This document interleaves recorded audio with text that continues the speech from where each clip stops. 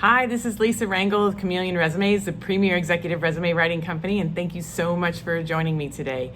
Today we're going to talk about the golden rule of networking. Now, I started going to networking groups had to be in my late 20s, so 20 something years ago. And I joined a B&I group at the time, Business Networking International Group. And, the mantra of the group, which I came to learn is the mantra of networking in general, is you have to give to get.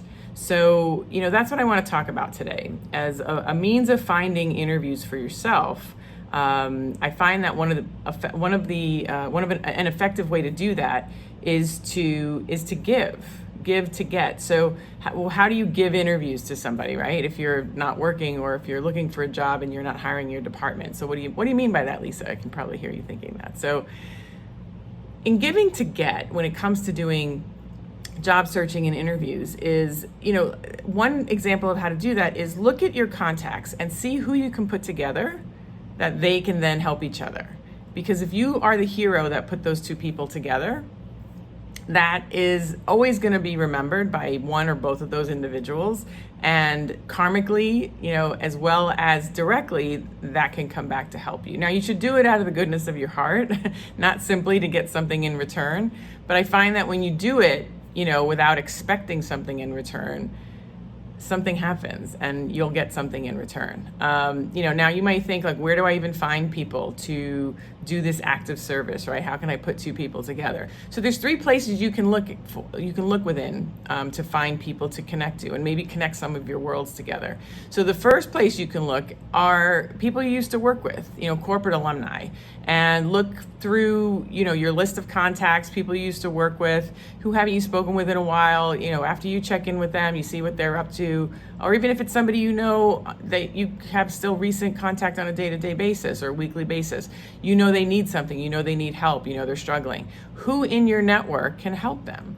So look for people that are in your corporate alumni network. A second place you can look for individuals to do this with is in your college alumni network. People people you don't know, people you haven't spoken to in a while. Be creative with it. You can also look at, professors you've had, or, not just the student body, things like that. So be really creative about how you leverage that, college alumni network. It can be people who work there as well as individuals who went to school there. It could be undergrad, it can be graduate, it can be different schools that you didn't go to within your university, but maybe they're a fellow university graduate, but you both went to different schools within the organization. That's the second way you can find individuals. And then the third place to find people that you can maybe pull from to match up with are your friends network, your friends and family network. And you can, obviously do all this in a professional capacity, despite it being, your friend and family network. But I find, especially nowadays, a lot of this stuff, both personal and business, is really intertwined. And so, that's another pool of people, so to speak, that you can look for in selecting someone to pair up and introduce to somebody else. So, this act of service in general, and the one I'm suggesting to you is just introducing two people together, for them to then go on and see what they can do to help each other, is just a good faith catalyst type of effort that keeps you connected to people, keeps you out there, and sometimes keeps the focus off yourself.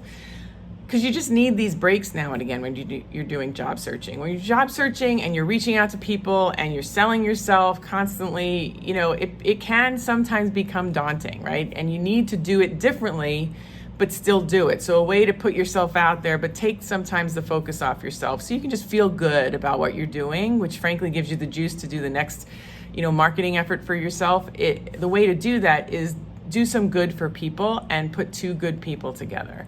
And you don't even have to have a reason for doing it, in all honesty. If you don't know what, person A needs and you don't know what person B needs, the intros that I'll do is I'll be like, you're both awesome people in my life, and I just like putting awesome people together. So here, go talk when you're ready, and I hope some magic happens.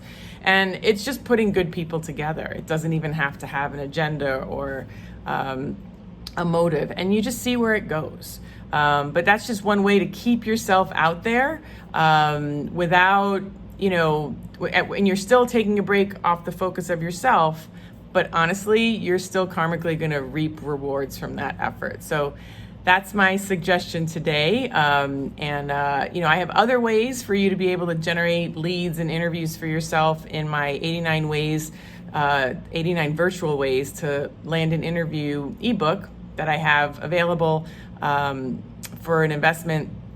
Down below, you'll see the link there. You'll see it under the description. You'll see the link to get the 89 virtual ways to land an interview book. We've just updated that based on the virtual scenario that we are all in. And if you like the video, I'm going to ask you to like it. If you know someone who's going to benefit from the information here, I'm going to ask you to share it.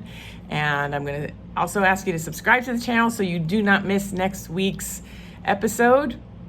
And if you have any questions or comments, feel free to email me at lr@chameleonresumes.com or just comment below in the comment section. I read and reply to every email and comment. So thank you so much for joining me today. I hope you're having a good one and make it a great day.